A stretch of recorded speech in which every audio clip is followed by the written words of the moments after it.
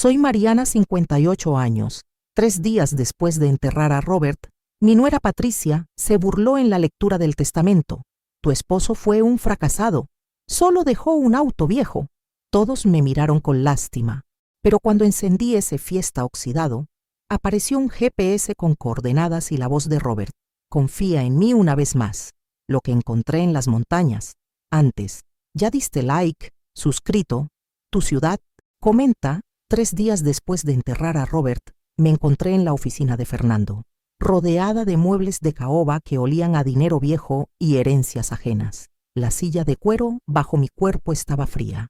Incluso a través de mi vestido negro, el mismo que había usado en el funeral, aún llevando el olor tenue de flores de cementerio y lluvia, mis hijos se sentaron a cada lado de mí. Julia pellizcaba sus cutículas, un hábito nervioso que tenía desde niña. David miraba la pared, su mandíbula tensa. Patricia, mi nuera, se encaramaba en el borde de su asiento como un buitre esperando carroña, su bolso de diseñador apretado en su regazo. Unos parientes distantes que apenas reconocía llenaban las sillas restantes, sus rostros luciendo esa expresión peculiar que la gente adquiere cuando finge dolor, pero calcula herencias. Fernando ajustó sus gafas y rompió el sello de un sobre Manila. El sonido pareció imposiblemente fuerte. El último testamento de Robert James Mitchell comenzó, su voz cayendo en ese tono monótono practicado que los abogados usan al entregar noticias que cambiarán vidas. Contuve la respiración. 30 años de matrimonio, 30 años de cenas modestas y zapatos sensatos y vacaciones canceladas. Seguramente Robert había ahorrado algo. Siempre había sido tan cuidadoso con el dinero. A veces enloquecedoramente, los ojos de Fernando se encontraron con los míos brevemente. ¿Era eso lástima? Antes de continuar, a mi amada esposa, Mariana, le dejo mi Ford Fiesta 2015, actualmente estacionado en nuestra residencia, junto con todos los efectos personales contenidos en él. El silencio cayó como una piedra en el agua. ¿Eso es todo? La voz de Patricia destrozó la quietud. Esa chatarra en el camino de entrada. Fernando se aclaró la garganta. Eso concluye la distribución del patrimonio. El vehículo está valorado en aproximadamente $4,800. No podía respirar. La habitación se inclinó ligeramente. O tal vez fui yo. 30 años. Un Ford Fiesta oxidado. La risa de Patricia comenzó como un resoplido. Luego creció en algo cruel y afilado. Oh, Dios mío, oh, mi Dios real. Se volvió hacia David, sus ojos brillantes con diversión vengativa. Tu padre fue gerente durante 30 años en esa ferretería. Y esto es lo que deja. Un auto que probablemente necesita $1,000 en reparaciones. Patricia, la voz de David era débil, avergonzada. No, David, seamos honestos por una vez. Me miró, y vi algo en su rostro que nunca había visto antes. Desprecio mezclado con lástima. Lo siento, mamá. De verdad, pero papá fue un fracasado. 30 años de trabajo y ni siquiera pudo dejar suficiente para un funeral decente. Tuvimos que contribuir, ¿recuerdas? Julia estaba llorando ahora, lágrimas silenciosas trazando rímel por sus mejillas. Basta, Patricia. ¿Por qué? Porque es grosero decir la verdad. Robert Mitchell era un buen hombre, estoy segura, pero no pretendamos que logró algo. Patricia se puso de pie, recogiendo su bolso con finalidad teatral. 3 décadas y ni siquiera pudo comprar un seguro de vida. Eso no es pobreza noble. Eso es simplemente triste. Los parientes se movieron incómodos. Alguien tosió. Fernando abrió la boca. Luego la cerró de nuevo, como si incluso él no pudiera encontrar palabras para suavizar este momento. Se fueron en un éxodo lento de condolencias susurradas, que se sentían más como disculpas por presenciar mi humillación. Julia apretó mi mano. David no me miró a los ojos. Patricia salió primero, sus tacones haciendo clic, un ritmo furioso en el piso de madera. Entonces estuve sola en el estacionamiento, parada junto al Fiesta. El sol de Carolina golpeaba sin piedad, haciendo que la pintura azul descolorida del auto se viera aún más patética. Una puerta estaba abollada, la calcomanía del parachoques que Robert había puesto hace 15 años, apoye los negocios locales, se estaba despegando en las esquinas. Pensé en defenderlo allí, sobre la forma tranquila en que me había amado, sobre cómo la presencia importa más que los regalos, pero no lo había hecho. Las palabras habían muerto en mi garganta. Ahogadas por mi propia duda repentina y terrible, había tenido razón Patricia. Entré, agarrando el volante desgastado donde las manos de Robert habían descansado durante años. El asiento aún guardaba el fantasma de su forma. Fue entonces cuando finalmente me permití llorar. Sollozos duros y jadeantes que sentí que me desgarrarían. Entonces, la pantalla del GPS parpadeó a la vida. Las coordenadas del GPS brillaban en azul en la luz tenue. 82 impingement de dio debajo de ellas, una sola línea de texto. Para, Mariana, mi último regalo, por favor, conduce. Entonces la voz de Robert llenó el auto, tan clara, tan viva, que jadeé y miré el asiento del pasajero, medio esperando verlo allí. Mi amor, si estás escuchando esto, significa que me he ido. Sé que estás sufriendo, sé que estás confundida, pero por favor, confía en mí una vez más. Comienza a conducir. Prometo que todo tendrá sentido. La grabación terminó. El GPS pulsaba, esperando que eligiera aceptar ruta o cancelar. Me quedé sentada allí durante 20 minutos, con las manos temblando, mientras el sol se ponía detrás del edificio de la oficina de Fernando. Mi teléfono vibró, Julia verificando cómo estaba, pero no pude responder, no podía pensar. Las palabras de Patricia seguían resonando. Fracasado, 30 años, nada que mostrar, pero esta voz, este mensaje. Robert había planeado esto. Arranqué el motor. La noche pasó en fragmentos de ansiedad sin sueño. Cada vez que cerraba los ojos, veía el rostro de Robert el día antes de morir. En paz, casi aliviado. Había sabido que era el momento. Había estado esperando para asegurarse de que todo estuviera listo. Al amanecer, había tomado mi decisión. No le dije a nadie, ni a Julia, ni a David, y ciertamente no a Patricia. Empaqué una pequeña maleta. Dejé una nota vaga sobre necesitar tiempo a solas y entré en el Fiesta mientras el vecindario aún dormía. La ruta calculó 3 horas y 17 minutos hasta algún lugar cerca de Asheville. El auto gimió cuando me incorporé a la autopista. Su suspensión antigua, protestando cada bache, no había conducido tan lejos sola en años. Robert siempre había insistido en conducir. Ahora entendía por qué. Estaba protegiendo este auto, manteniéndolo funcional para este viaje exacto. Los recuerdos me emboscaron en cada marcador de milla. Robert remendando sus camisas de trabajo en lugar de comprar nuevas. El invierno que usó un abrigo con la cremallera rota, porque todavía me mantiene caliente. Nuestro 15º aniversario, cuando me había dado una planta en maceta, en lugar de joyas, diciendo, esto crecerá con nosotros. Yo había sonreído entonces, ocultando la decepción. Ahora me preguntaba qué me había perdido en esos momentos, qué subtexto había sido demasiado ciega para leer. El Fiesta comenzó a sobrecalentarse 1 hora antes de Asheville.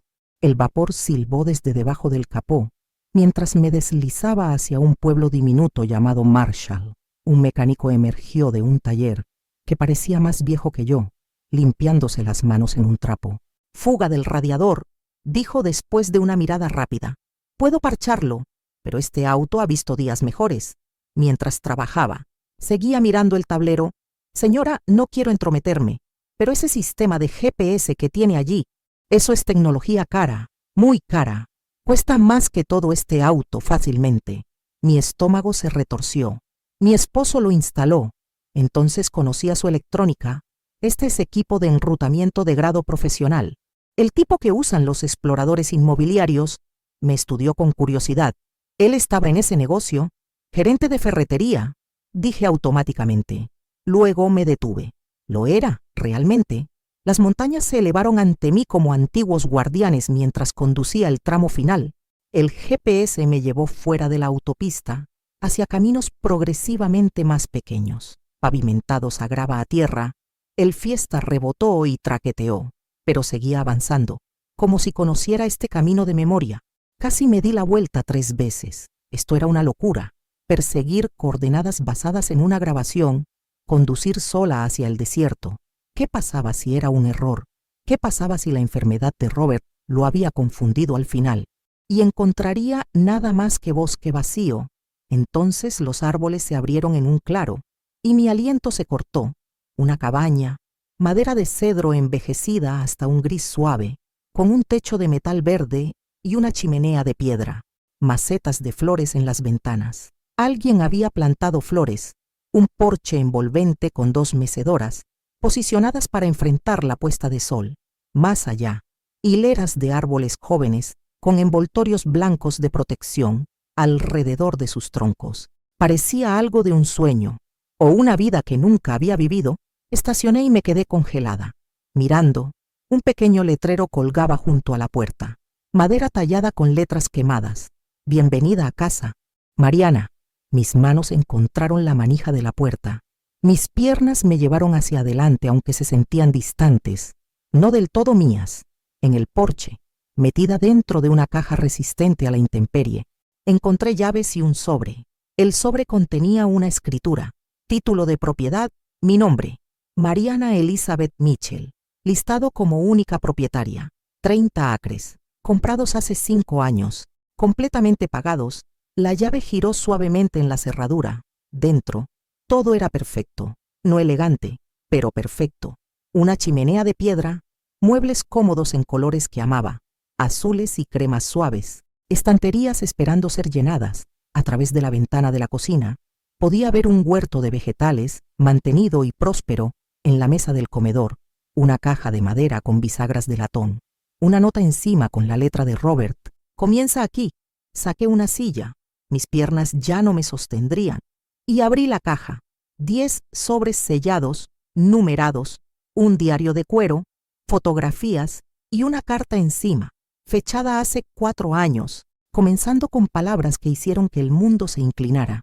Mi queridísima Mariana, a estas alturas sabes sobre mi corazón. Lamento nunca habértelo dicho. Mis manos temblaban tanto que casi dejé caer la carta 2 veces antes de poder enfocarme en las palabras. Mi queridísima Mariana, a estas alturas sabes sobre mi corazón. Lamento nunca habértelo dicho. Los doctores me dieron 4, tal vez 5 años cuando lo encontraron. Insuficiencia cardíaca avanzada. Dijeron, como si fuera un auto con demasiadas millas. Les hice prometer que no te contactarían. Necesitaba hacer esto a mi manera.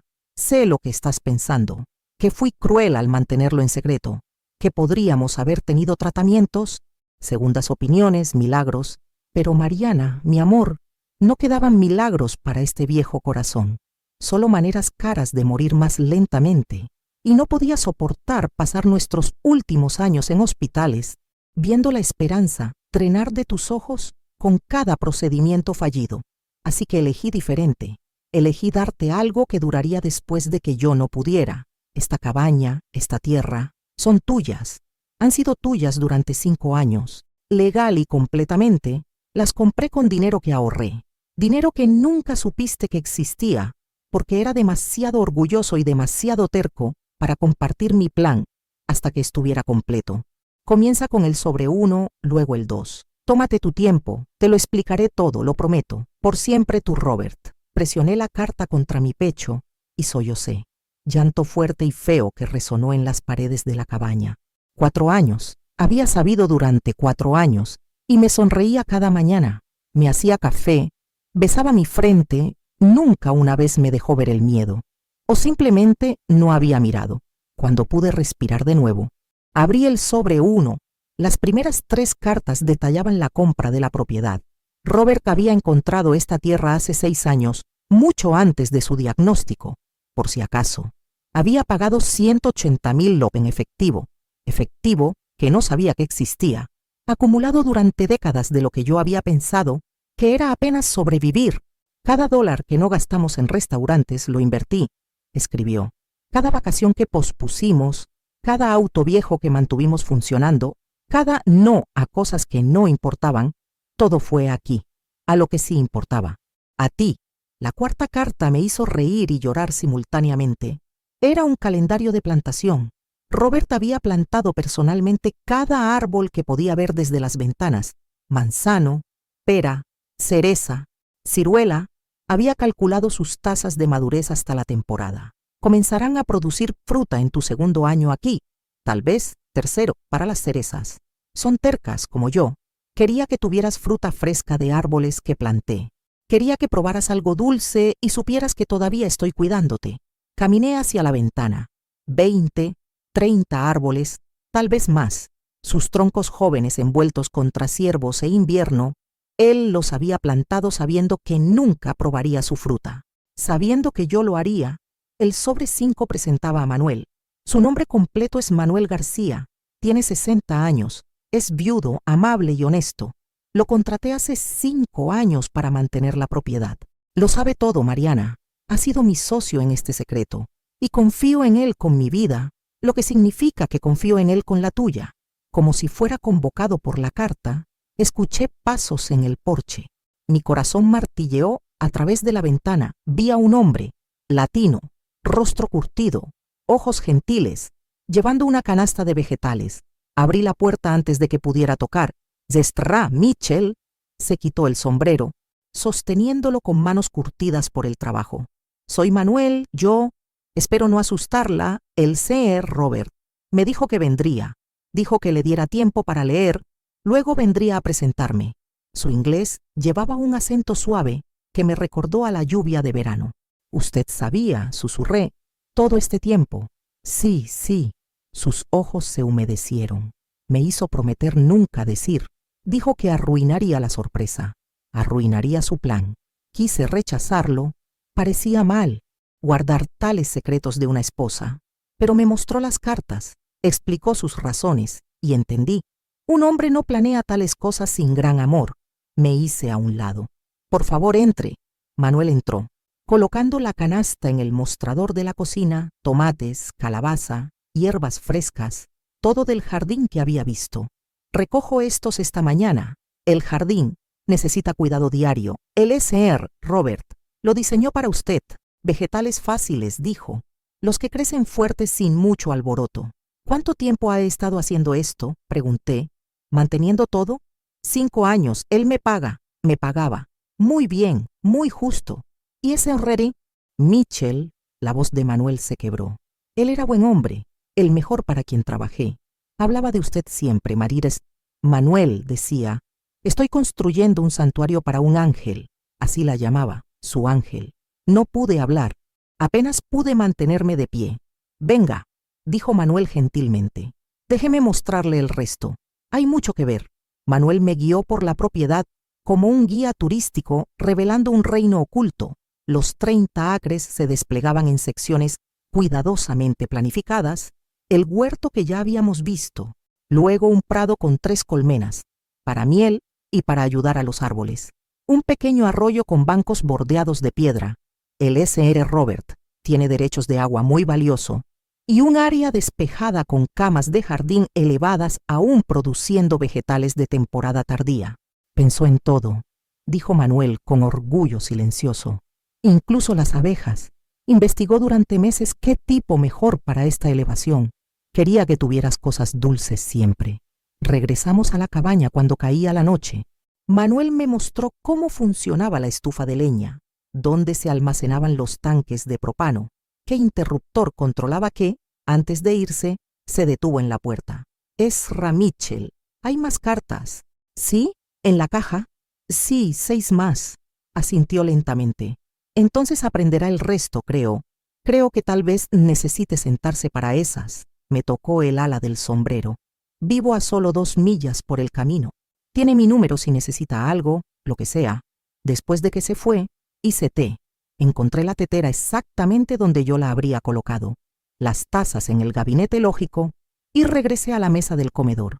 Las cartas restantes esperaban como regalos sin abrir en la mañana de Navidad, excepto que no estaba segura si contenían regalos o granadas. Abrí el sobre 6. «Mariana, lo que estoy a punto de decirte sonará imposible. Por favor, lee todo antes de juzgarme». Mi pulso se aceleró. Nunca fui solo un gerente de ferretería, o más bien lo era, pero eso era solo la mitad de mi vida. Durante los últimos 25 años, trabajé como consultor de inversiones inmobiliarias bajo el nombre Robert M. Carter. Las palabras se volvieron borrosas. Las leí de nuevo, luego otra vez. Comenzó pequeño. Un amigo pidió consejo sobre comprar propiedad de alquiler. Ayudé. No cobré nada. La palabra se corrió. Más personas preguntaron. Comencé a cobrar tarifas modestas. Luego comencé a invertir mi propio dinero junto con el de ellos. Mariana, era bueno en eso. Mejor que bueno. La siguiente carta, número 7, contenía hojas de cálculo, resúmenes de inversión impresos, propiedades, participaciones comerciales. Los números eran tan grandes que dejaron de significar algo. $247,000 aquí, $680,000 allá. Una columna de inversiones totalizando, conté 3 veces para estar segura, 8,7 millones. Cada centavo que pensaste que no podíamos gastar, escribió Robert. Lo estaba gastando. Simplemente no en cosas que se oxidan o se desvanecen. Compraba tierra antes del desarrollo. Invertía en pequeños negocios con potencial. Tomaba participaciones en empresas que otros pasaban por alto. Y lo hacía en silencio, cuidadosamente, usando la red que construí a través de mi otro trabajo. Me puse de pie tan rápido que la silla cayó hacia atrás. Esto era una locura, imposible. Robert conducía un camión de 20 años. Usaba el mismo abrigo de invierno durante una década. Comíamos sobras para el almuerzo y recortábamos cupones. ¿Por qué?, dije en voz alta a la cabaña vacía. ¿Por qué vivir así si no tenías que hacerlo? La siguiente carta respondió como si me hubiera escuchado. Porque la riqueza visible atrae problemas, impuestos, sí, pero peor. Familia esperando limosnas, amigos con necesidades repentinamente urgentes, extraños con esquemas. Vi a mi propio padre perder todo tratando de verse exitoso. Se gastó hasta endeudarse manteniendo apariencias mientras mi madre pasaba hambre en privado. Robert nunca había hablado mucho sobre su padre. Ahora entendía por qué. Juré que nunca dejaría que eso te pasara. Así que viví como si tuviéramos poco e invertí como si tuviéramos visión. El trabajo en la ferretería era real. Me gustaba ayudar a la gente a arreglar cosas, pero por las noches, después de que te ibas a dormir, trabajaba en mi otro trabajo, el que construyó tu futuro. Una tarjeta de presentación cayó del sobre 8, Fernando Alves, abogado, una nota adjunta. Fernando lo sabe todo. Ha manejado la estructura legal durante 15 años. Está esperando tu llamada. Confía en él, Mariana. Yo lo hago. Mi teléfono estaba en mi mano antes de que decidiera conscientemente llamar. Fernando respondió al segundo timbre. Ese era Mitchell. Me preguntaba cuándo te escucharía. ¿Es real? Mi voz sonaba extraña, pequeña, todo, cada palabra. Su esposo fue uno de los inversores más astutos que he representado y uno de los más reservados. Una pausa. Hay más que discutir, más de lo que se puede explicar por teléfono. Puede venir a mi oficina mañana. Hay alguien más que quiere conocerte. ¿Quién?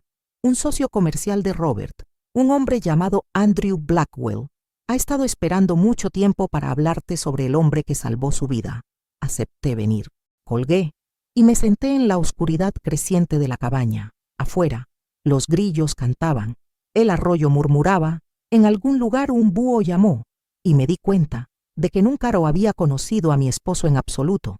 La oficina de Fernando estaba en un pueblo llamado Black Mountain, a 40 minutos de la cabaña. Conduje allí a través de niebla matutina, que se aferraba a las montañas como secretos que se negaban a levantarse. Mi teléfono tenía 17 llamadas perdidas. Julia, David, incluso 2 de Patricia. Le había enviado un mensaje de texto breve a Julia. Estoy bien, necesito tiempo a solas, pero nada más. ¿Cómo podía explicar esto cuando no lo entendía yo misma? La oficina era más pequeña de lo que esperaba. Ubicada sobre una librería en una calle tranquila, Fernando me recibió con la misma formalidad gentil que había mostrado en la lectura del testamento, pero sus ojos contenían algo diferente ahora. Respeto, tal vez, o curiosidad sobre cómo estaba manejando las revelaciones de Robert. Café, ofreció. Negué con la cabeza. Solo respuestas. Sonrió ligeramente. Su esposo dijo que dirías eso.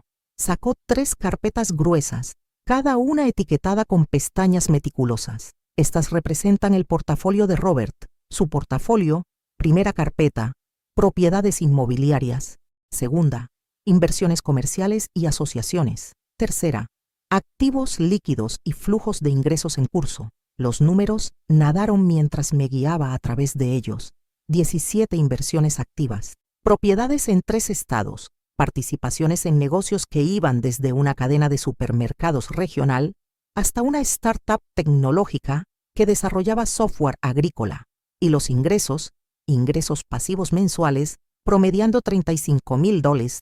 La belleza de la estrategia de Robert, explicó Fernando, era la paciencia. Nunca persiguió tendencias, nunca se sobreapalancó. Encontraba oportunidades subvaloradas y las mantenía hasta que maduraban. Algunas inversiones tomaron 15 años para dar frutos, pero lo hicieron. ¿Por qué el secreto? La pregunta salió de mí, aguda con frustración. ¿Por qué vivir? Como si apenas sobreviviéramos cuando esto existía. Fernando se reclinó, estudiándome. ¿Robert alguna vez te habló de su padre? Solo que murió cuando Robert era joven. Robert tenía 17 años. Su padre era un vendedor que gastaba cada centavo tratando de verse exitoso. Casa grande, autos nuevos, ropa cara. Luego la economía cambió y todo colapsó. Perdieron todo. La madre de Robert trabajó en 3 empleos para mantenerlos alimentados. Murió de un ataque al corazón a los 52. Agotada por el estrés, la voz de Fernando se suavizó. Robert me dijo una vez que el orgullo de su padre mató a su madre tan seguramente como si la hubiera empujado de un puente. La habitación se sintió demasiado pequeña de repente, demasiado cálida. Juró que nunca valoraría la apariencia sobre la seguridad. Nunca arriesgaría dejarte vulnerable por el bien de verse próspero. Fernando deslizó un documento a través del escritorio. Todo ha estado a tu nombre durante años, Mariana. Lo estructuró para que incluso si sus negocios fallaban, incluso si moría repentinamente, estarías protegida. Esa siempre fue su prioridad, no la riqueza, la protección. Antes de que pudiera responder, la puerta se abrió. Un hombre entró, mediados de los 60, cabello plateado, traje caro, que de alguna manera no se veía pretencioso en él. Sus ojos eran amables, pero llevaban el peso de alguien que había visto tiempos difíciles. Cesar Mitchell extendió su mano. Andrew Blackwell, estoy agradecido de que aceptara conocerme. Nos movimos a una mesa de conferencias. Andrew se sentó frente a mí, manos dobladas, y por un momento no dijo nada. Entonces, Robert salvó mi vida en 2008. La historia de Andrew se derramó como confesión. Había sido dueño de una pequeña empresa manufacturera. Muebles, hechos localmente. La crisis financiera golpeó. Los bancos dejaron de prestar. Los pedidos se secaron. Estaba a 3 semanas de la bancarrota, a punto de perder su negocio y la casa de su familia. Un amigo mencionó a Robert. Dijo que a veces consultaba sobre inversiones. Casi no llamé. No tenía nada que ofrecer sin garantía, pero estaba desesperado. La voz de Andrew se espesó. Robert me encontró en un restaurante. Expliqué todo. Escuchó, hizo preguntas, miró mis libros. Luego dijo, tu negocio es sólido. Solo necesitas capital puente. Me escribió un cheque por 200,000 en el acto. No pude hablar. Sin contrato, sin garantía. Solo un apretón de manos y su palabra. Págame cuando puedas. Me tomó 3 años, pero lo hice con intereses, aunque él no los pidió. Andrew se inclinó hacia adelante. Cuando traté de agradecerle públicamente, traté de decirle a la gente lo que había hecho. Se negó. Me hizo prometer nunca usar su nombre real, nunca conectarlo con la inversión, dijo. No necesito crédito, necesito que tengas éxito para poder ayudar a alguien más. ¿Cuántos otros? Susurré. Andrew y Fernando intercambiaron miradas. Hemos identificado al menos 15 familias, dijo Fernando en voz baja, que Robert ayudó de maneras similares, matrículas universitarias pagadas anónimamente, hipotecas rescatadas, pequeños negocios salvados, todo hecho a través de compañías fantasma y fideicomisos para que nadie supiera que era él. La habitación se inclinó. Me aferré al borde de la mesa.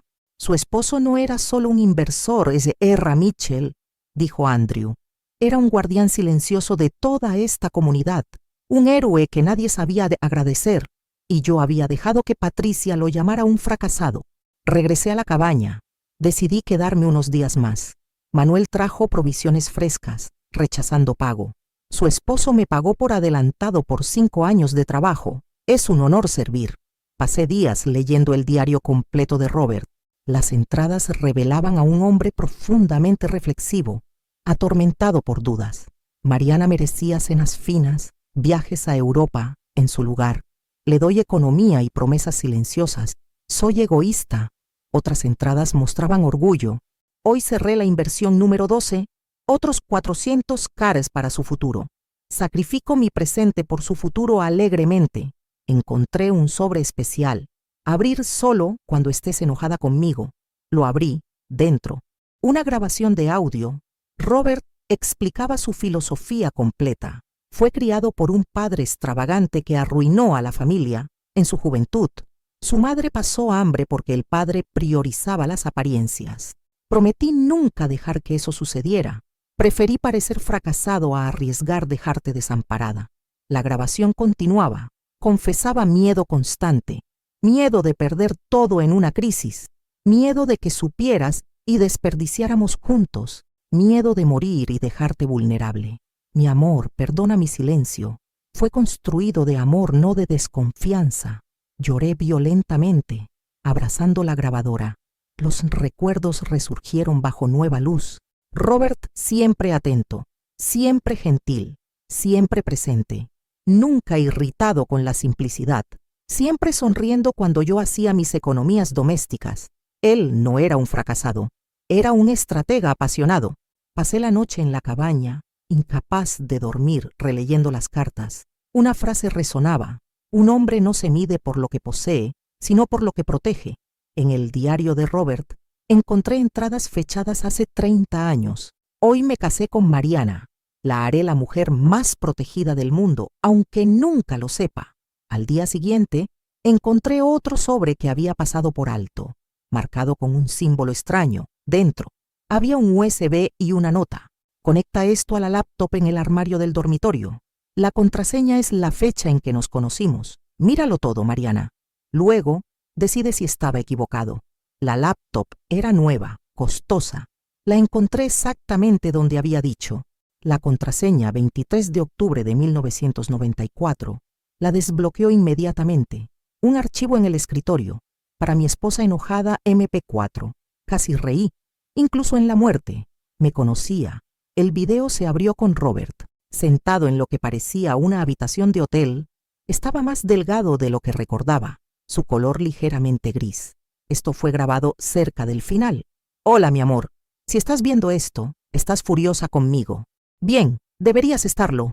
Las lágrimas vinieron instantáneamente. Estás pensando que no confié en ti, que te robé opciones, que 30 años de asociación significaban que debería haber compartido todo. Hizo una pausa, mirando directamente a la cámara. A mí, tienes razón, sobre todo. Se inclinó hacia adelante. Pero Mariana, te conocía, Dios. ¿Cómo te conocía? Si te hubiera contado sobre el dinero, habrías insistido en gastarlo. En nosotros, en los niños, en todos menos en tu futuro yo, habrías peleado cada inversión, cada gratificación retrasada, porque eres generosa hasta el exceso. Sus ojos brillaron. Y si te hubiera contado sobre mi corazón, habrías insistido en tratamientos, en luchar, habrías drenado cada cuenta buscando milagros que no existen. Habríamos pasado nuestros últimos años en salas de hospital persiguiendo esperanza y estarías sentada en nuestra vieja casa ahora mismo, arruinada y sola, preguntándote cómo sobrevivir. Sacó una fotografía. Nuestro día de boda, ambos imposiblemente jóvenes. Cada mañana durante 30 años me desperté a tu lado y pensé, ¿cómo protejo esto? Esta mujer, este amor, esta vida. Y cada noche me dormía sabiendo que había hecho algo, por pequeño que fuera, para construir muros alrededor de tu futuro. Su voz se quebró. Mi mayor alegría eras tú. Mi mayor miedo era dejarte vulnerable. Así que sacrifiqué ser entendido porque tú estuvieras segura. Miró a la cámara, a través de ella, hacia mí. Perdóname o no, pero sabe esto. Te amé más que a mi propia verdad. El video terminó. Me senté en la oscuridad y lloré hasta que no quedaron más lágrimas. Entonces, finalmente, llamé a Julia. Hija, necesito que tú y David vengan aquí. Hay algo que necesitan saber sobre su padre. Su voz tembló. Mamá, ¿dónde estás? Hemos estado tan preocupados. Estoy en las montañas, en un lugar que su padre construyó para mí, un lugar que lo cambia todo. Respiré profundo. Traigan a Patricia también. Es hora de que todos conozcan quién era realmente Robert. Julia y David llegaron a la cabaña escépticos y preocupados. Patricia insistió en venir también. Desconfiada, los recibí en el porche. Entren. Es hora de que conozcan quién era realmente Robert.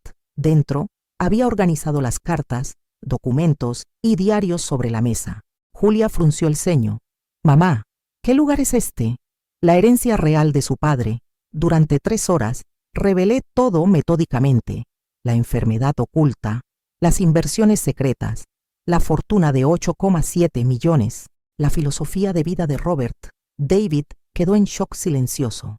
Julia lloró, sintiéndose culpable. Patricia, inicialmente incrédula, examinó los documentos legales, palideciendo gradualmente al darse cuenta de que eran auténticos. Esto es imposible. Él conducía un fiesta, balbuceó, porque cada dólar le importaba, no para acumular, sino para proteger. Mantuve mi voz firme. Y Patricia, la única persona que verdaderamente humilló a alguien fuiste tú. En la lectura del testamento, llamaste a tu suegro un fracasado frente a su familia. Toqué la grabación de Robert. Escuchar la voz del padre Stank suegro, explicando sus sacrificios, destrozó emocionalmente a la familia. Julia sollozó. Lo juzgamos. Yo tenía vergüenza de él. David enterró su rostro en sus manos. Dije que era mediocre, Dios mío. Patricia, por primera vez, se quedó muda, confrontada con su crueldad. Su padre ya no necesita nuestras disculpas, pero nosotros necesitamos aprender de él. Propuse un plan. Usaría parte de la herencia para crear fondos educativos para futuros nietos. Invertiría en negocios que honraran la filosofía de Robert y transformaría la cabaña en refugio familiar. Patricia, defensiva, preguntó, ¿y qué pasa con la herencia de los hijos? Será administrada con sabiduría, no con avaricia, como Robert lo haría en las semanas siguientes. Patricia contestó legalmente el testamento, alegando inestabilidad mental de Robert y manipulación mía. Contrató abogados, argumentando que Robert engañó a la familia y que los hijos merecían la mitad inmediata. David, bajo presión de su esposa, inicialmente apoyó, pero vaciló. Julia se negó a participar, rompiendo temporalmente con su hermano. Fernando me aseguró que el proceso era infundado. Toda documentación era impecable. Robert estaba mentalmente sano, y todo se hizo años antes de que la enfermedad avanzara. Pero el proceso era emocionalmente devastador. Las audiencias judiciales me forzaron a exponer detalles íntimos. Patricia contrató expertos que argumentaban que ningún hombre cuerdo viviría tan frugalmente con recursos disponibles. Andrew testificó en defensa de Robert, describiéndolo como brillante y deliberado en cada acción. Manuel también testificó, relatando conversas donde Robert explicaba meticulosamente sus planes. Un momento crucial. La jueza me preguntó si sentía haber sido engañada. Respondí con claridad. Mi esposo me dio 30 años de presencia. Fidelidad y amor diario. No me engañó. Me amó de una forma que todavía estoy aprendiendo a comprender. Patricia presentó su evidencia final. Testimonios de vecinos sobre la rareza de Robert, su reclusión. Fernando contraatacó con cartas de docenas de personas que Robert había ayudado secretamente, todas dispuestas a testificar sobre su cordura y bondad. La jueza, claramente conmovida, programó la decisión para 2 semanas. Durante ese tiempo, David me visitó solo en la cabaña, pidiendo disculpas por ceder a Patricia. Mi matrimonio se está desmoronando, confesó. Patricia no puede aceptar que estaba equivocada sobre papá. Día del veredicto. Tribunal lleno. La jueza leyó su decisión. El testamento era 100% válido. No había evidencia de inestabilidad mental. Y Patricia debía pagar costas judiciales por litigio frívolo. Robert era un hombre que eligió vivir contraculturalmente, priorizando seguridad a largo plazo sobre gratificación inmediata. Eso no es locura, es sabiduría. Patricia salió furiosa. David permaneció dividido. En los meses siguientes, implementé el plan de Robert. Establecí el Fondo Robert para futuros prudentes, ofreciendo becas educativas para jóvenes que demostraran responsabilidad financiera. Transformé la ferretería original en centro comunitario, museo dedicado a héroes silenciosos. Julia se convirtió en administradora del fondo. Encontrando propósito, Andrew expandió las inversiones, respetando la filosofía conservadora de Robert. Manuel se convirtió en cuidador oficial de la cabaña. David se divorció de Patricia después de que ella se negara a pedir disculpas a la familia. Él buscó terapia, confrontando sus propias prioridades distorsionadas. Un año después de la muerte de Robert, la familia se reunió en la cabaña para plantar un árbol en su memoria. David, cambiado, leyó una carta que escribió al padre fallecido. «Papá, pasé mi vida buscando un héroe en lugares equivocados. Estabas a mi lado todo el tiempo». Julia añadió: «Nos enseñaste que el amor no necesita audiencia». Finalmente en paz, declaré: «Robert, no fallaste en nada. Yo fallé en ver quién siempre fuiste». Las árboles frutíferas plantadas por Robert finalmente comenzaron a dar frutos. La demanda llegó 2 semanas después, entregada por un servidor de proceso que se disculpó mientras me entregaba los papeles. Patricia estaba impugnando el testamento, alegando capacidad mental disminuida e influencia indebida. Había contratado una firma de Charlotte conocida por litigios agresivos de patrimonio. Su argumento era elegante en su crueldad. Ningún hombre cuerdo viviría en pobreza autoimpuesta mientras estaba sentado sobre millones. Por lo tanto, Robert debía haber estado mentalmente comprometido cuando estructuró su patrimonio, y yo, su leal esposa, debía haberlo manipulado en sus años finales. David me llamó esa noche, su voz desgarrada. «Mamá, no sabía que iba a hacer esto, te lo juro, pero tampoco la detuviste». Silencio. «Luego es mi esposa, ella dice. Dice que tenemos derecho a la mitad, que desperdiciarás todo o lo regalarás, y papá habría querido que estuviéramos provistos. Tu padre te proveyó. El fideicomiso que estableció llega a ti cuando cumplas 40 años o demuestres responsabilidad financiera. Lo que ocurra primero». Mantuve mi voz nivelada, aunque la furia ardía en mi pecho. «Pero Patricia lo quiere ahora. Quiere probar que Robert estaba loco para poder poner sus manos en él más rápido. No sé qué hacer». David sonaba joven. «Perdido. Averígualo, porque no voy a dejar que destruya la memoria de tu padre para financiar su hábito de compras». Fernando me aseguró que la demanda era infundada. La documentación de Robert es impecable.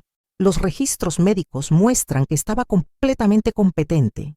Múltiples testigos pueden atestiguar su claridad mental. Esta es una demanda molesta, nada más.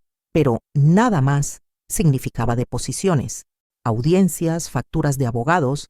Significaba sentarme en una sala del tribunal mientras el abogado de Patricia pintaba a Robert como paranoico y delirante, sufriendo de trastorno de acaparamiento y miedo patológico a gastar.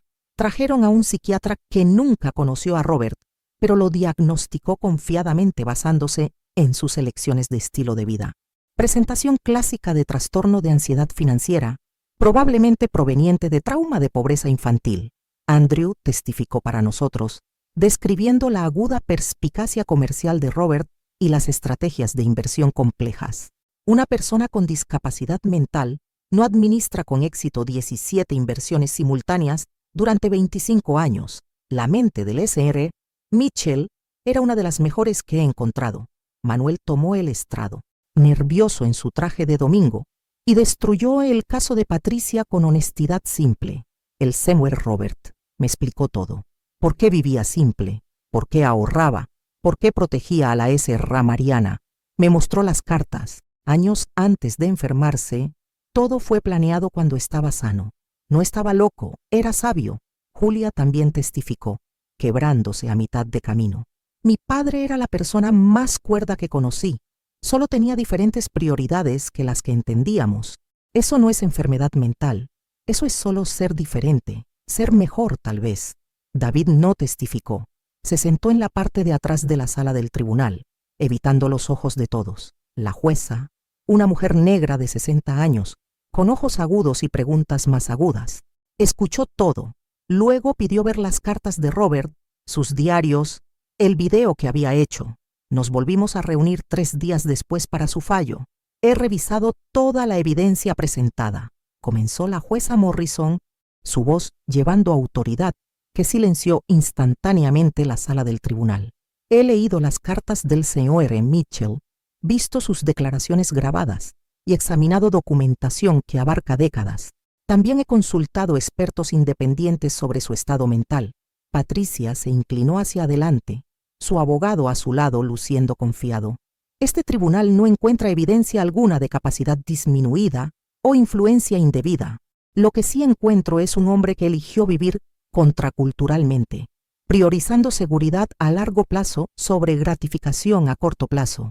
La jueza Morrison miró directamente a Patricia. Eso no es enfermedad mental. Terra Mitchell, eso es sabiduría. El rostro de Patricia palideció. El S.R. Mitchell documentó su filosofía extensamente, explicó su razonamiento claramente, hizo sus elecciones en perfecta salud mental, años antes de cualquier enfermedad seria. El hecho de que sus elecciones parezcan extrañas a algunos no las hace inválidas. Hizo una pausa. Francamente, si más personas tuvieran la previsión del C.R. Mitchell, menos familias estarían peleando por restos en mi sala del tribunal. El mazo bajó. El testamento permanece como fue escrito, caso desestimado, S.R.A. Patricia Mitchell, su abogado le explicará lo que significa litigio frívolo y por qué este tribunal está adjudicando costas en su contra. Fernando apretó mi hombro. Andrew sonrió. Manuel se persignó y susurró algo en español que sonó a gratitud. Patricia salió furiosa. Su abogado corriendo tras ella con papeles. David permaneció en la fila de atrás, rostro entre las manos. Cuando todos los demás se fueron, caminé hacia él. Me estoy divorciando, dijo en voz baja. Debería haberlo hecho el día que ella presentó. Lo siento, mamá. Lo siento mucho. Me senté a su lado. Afuera, a través de las ventanas de la sala del tribunal, podía ver montañas en la distancia. Las montañas de Robert. Tu padre diría esto. Sentir pena no significa nada a menos que te vuelvas diferente. David asintió, lágrimas cayendo. Entonces me volveré diferente, lo prometo. Un año después de la muerte de Robert, estaba de pie en la ferretería renovada donde había pasado 30 años ayudando a la gente a arreglar cosas. La habíamos transformado en el centro comunitario Robert Mitchell, mitad museo, mitad centro de recursos para familias que luchaban financieramente. Julia cortó la cinta, su vientre de 7 meses presionando contra las tijeras.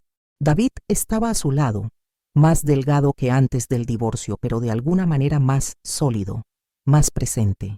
Había comenzado a enseñar educación financiera en el colegio comunitario, convirtiendo su vergüenza en propósito. Andrew había donado los costos de renovación del edificio.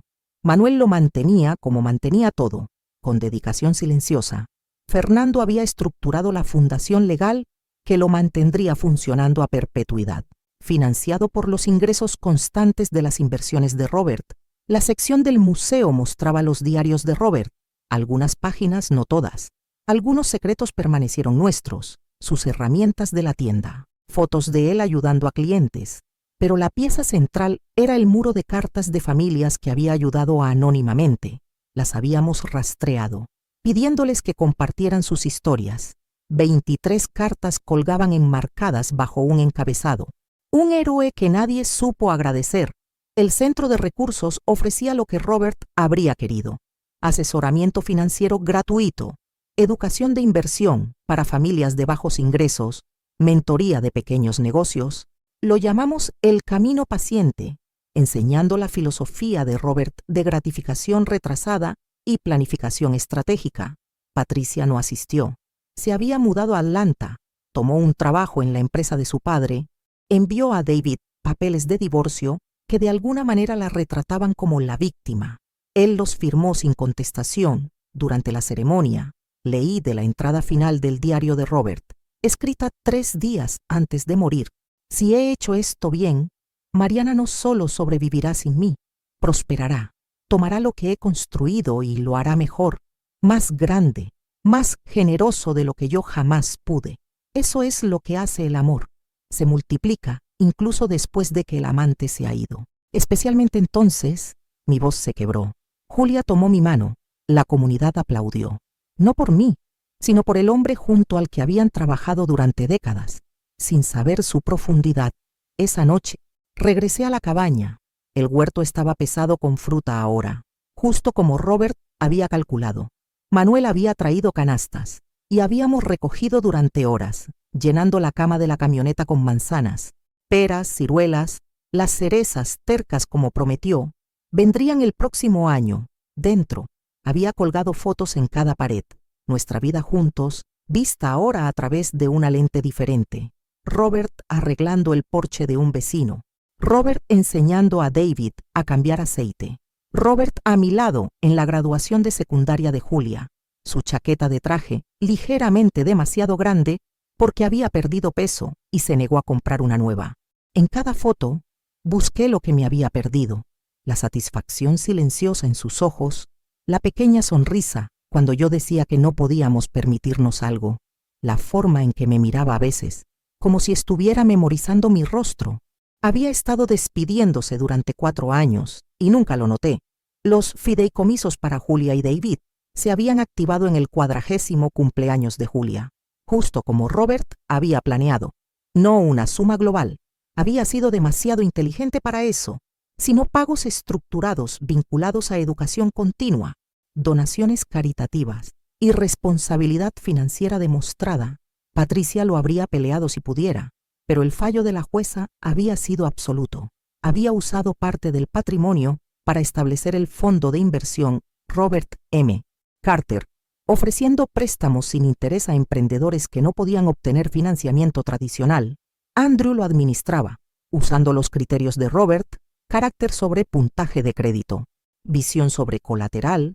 Manuel se había vuelto familia, uniéndose a nosotros para las fiestas, enseñando canciones de cuna en español al bebé, que pronto llegaría de Julia, manteniendo la cabaña y el huerto con la misma devoción que había mostrado a Robert. Y finalmente había entendido lo que Robert había estado tratando de decirme a través de 30 años de frugalidad.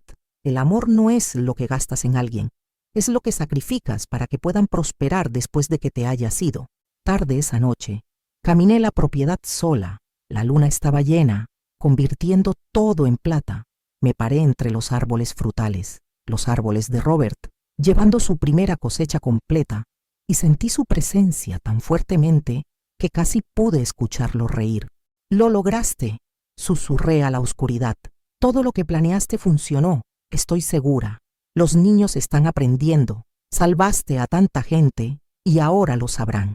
Ganaste, mi amor».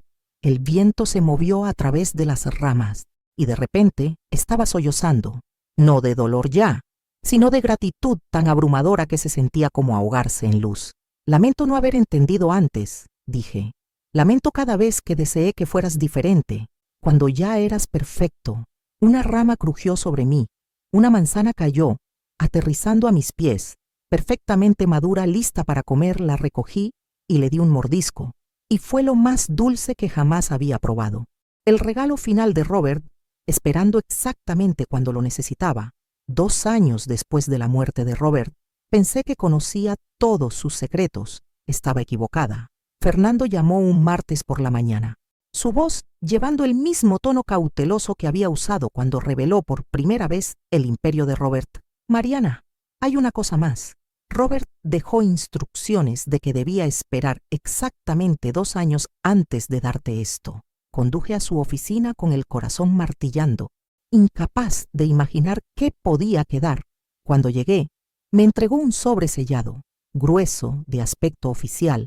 Dentro, escrituras de propiedad para una pequeña casa en el pueblo, completamente renovada y pagada.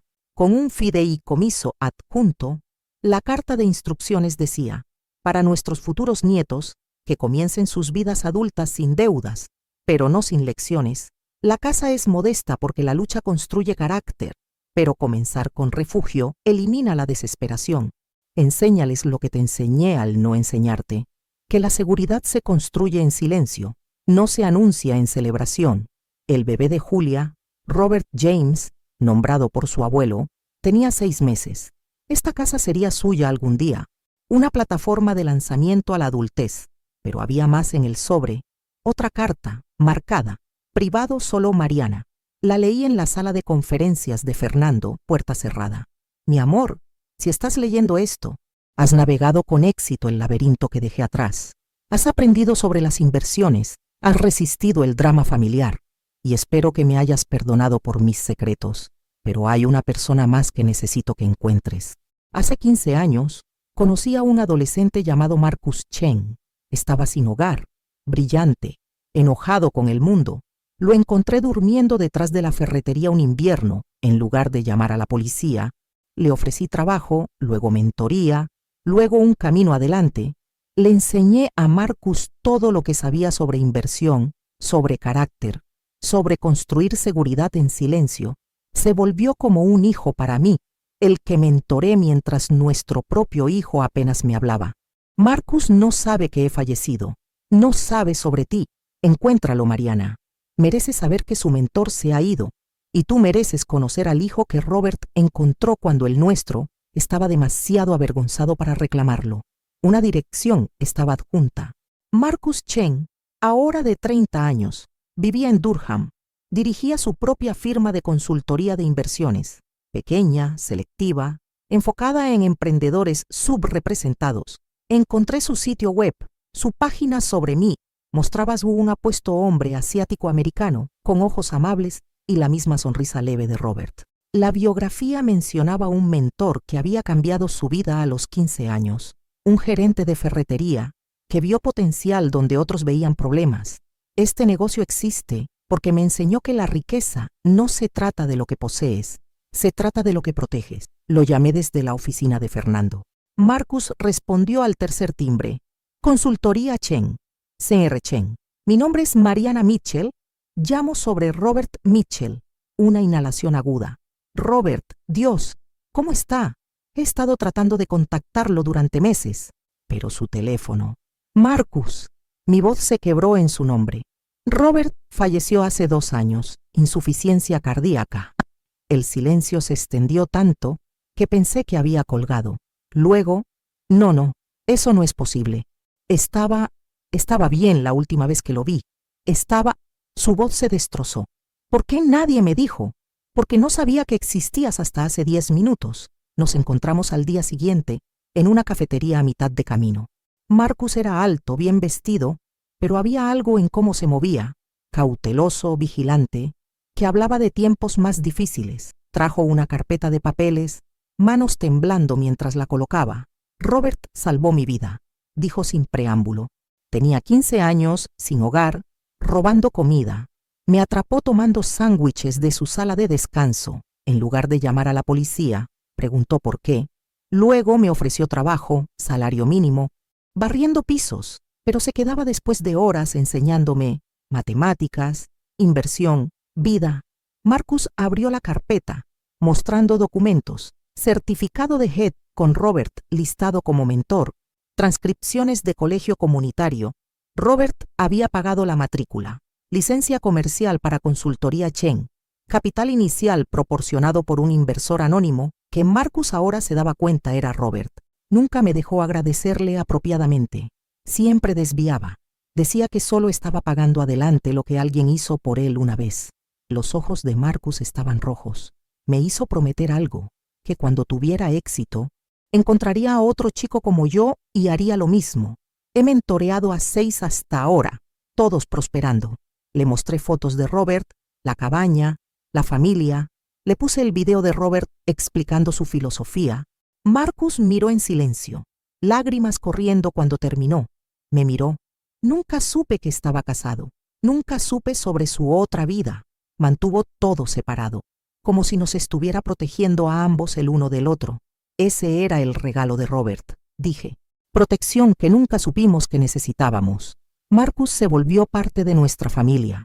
Vino a acción de gracias en la cabaña, sosteniendo al bebé Robert James con la misma ternura cuidadosa que traía a todo. Él y David formaron una amistad inesperada. 2 hombres que ambos habían fallado en apreciar completamente a Robert, ambos trabajando para honrarlo ahora, en el 2º aniversario de la muerte de Robert. Tuvimos un servicio memorial en el centro comunitario. Más de 200 personas vinieron, familias que había ayudado, negocios que había salvado, jóvenes que había mentoreado. Marcus habló, David habló, Andrew habló, cada uno contando un pedazo de un hombre que había vivido en fragmentos, revelándose solo en partes, para que nadie pudiera ver el cuadro extraordinario completo. hasta después de que se había ido. Me paré para hablar al final, sosteniendo la carta que Robert me había escrito en lo que debió ser su día final, la que nunca había compartido con nadie. Mariana, mi mayor miedo era que te dejara sola. Mi mayor esperanza es que te haya dejado rodeada, por seguridad, por comunidad, por amor que sobrevivirá a mi latido. Si estás leyendo esto en mi memorial, mira alrededor, ve todas las vidas que toqué en silencio. Eso no es yo siendo humilde, eso es yo siendo estratégico. Me multipliqué a través de otros para que nunca estuvieras sin ayuda. Nunca estuviste casada con solo un hombre, estabas casada con un ejército de protección, construido un acto silencioso a la vez.